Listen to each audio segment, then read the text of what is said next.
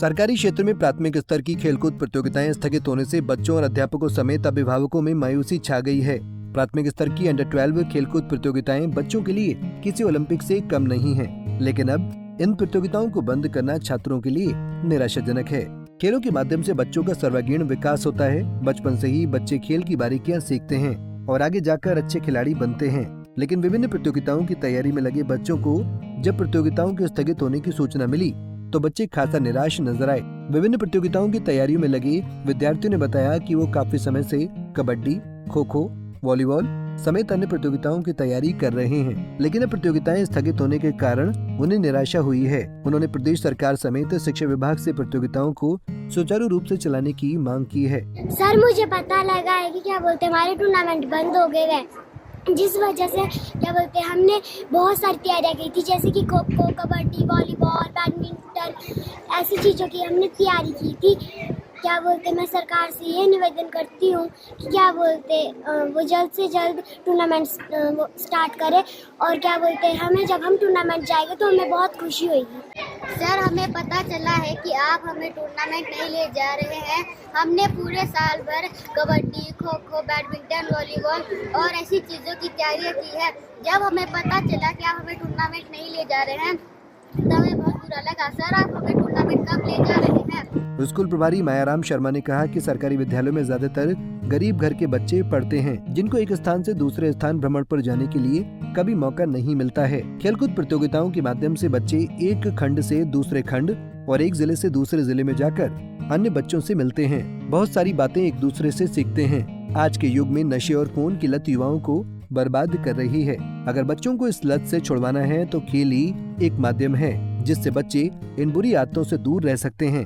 खेलकूद की प्रतियोगिताएं बंद करना बच्चों के भविष्य के साथ बहुत बड़ा खिलवाड़ है। सरकार और विभाग को इस पर पुनर्विचार करना चाहिए।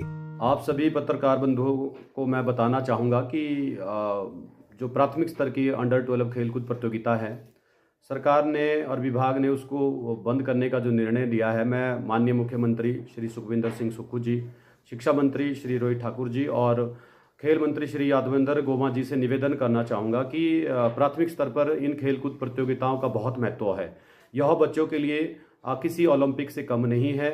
इन खेलकूद प्रतियोगिताओं के माध्यम से बच्चों में खेलकूद की बारीकियों का विकास तो होता ही है, साथ में बच्चों को क्षेत्र भ्रमण का एक बहुत अच्छा मौका मिलता है। गरीब के, किसान, मजदूर के बच्चे ऐसे तो कभी एक जगह से दूसरी जगह नहीं जा पाते हैं, लेकिन इन खेलकूद प्रतियोगिताओं के माध्यम से बच्चे एक खंड से दूसरे खंड और एक जिले से दूसरे जिले में इन खेलकूद प्रतियोगिताओं के माध्यम से जा सकते हैं। तो क्षेत्र भ्रमण के साथ साथ ये बच्चों के हमारी जो स्थानीय संस्कृति है उसके संरक्षण के लिए भी एक बहुत बड़ा मंच है, क्योंकि हम एकल गान, समूह गान, नाटक और लोक नृत्य के माध्यम से अपनी जो स्थानीय संस्कृति है उसको इसमें बढ़ावा देते हैं और इससे बच्चे जो है ना बहुत कुछ सीखते हैं।